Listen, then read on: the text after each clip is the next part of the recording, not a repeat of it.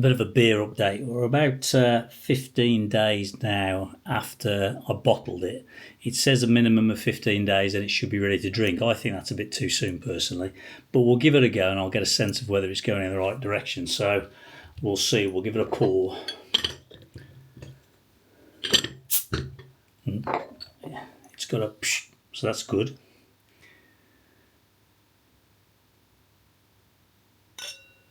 It's looking pretty clear, I have to say.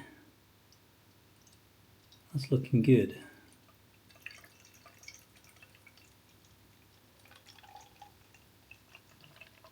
It's not over fizzy, but it is forming a head.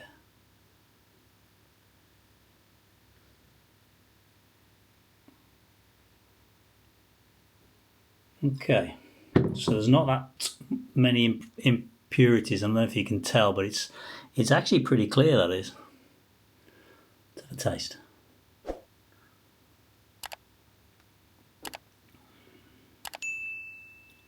I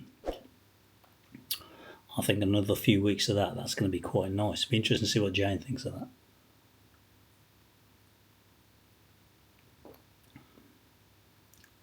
That's not bad. I think it still needs a couple of weeks though. So if you're looking for something to fill your time with in retirement, it's a great little hobby and it's really enjoyable just bottling and creating that. And it's also it's cheaper than buying beer if you like the taste of it. So give it a go.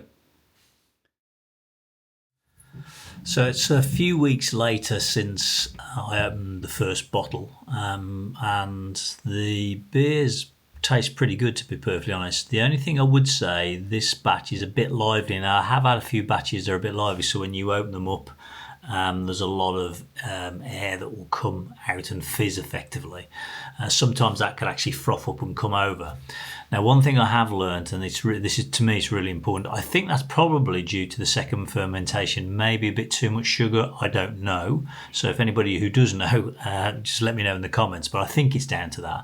But that's not anything wrong with the beer. What the thing to do is to handle the beer really gently. Is when you take it out of the crate or wherever you're storing it, don't sort of sloshing it around, because all you're doing is shaking it up and invigorating that to be even worse. Is to get it by the sink and just open it up slowly, so you get that shh, and just let the air gradually escape.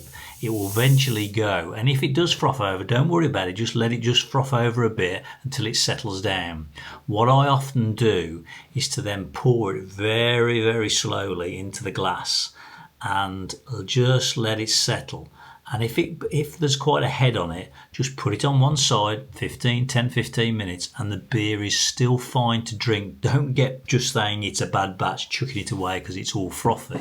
It isn't. It's probably a really good beer. And quite often, after you've just let that fizz go away, the beer tastes perfectly well and really good. So don't be tempted just to think, oh, it's a bad batch, chuck the whole lot away. It's just that can happen sometimes. And if somebody knows why it happens, as I said, I suspect it's to do with the second fermentation, maybe a bit too much sugar, I don't know.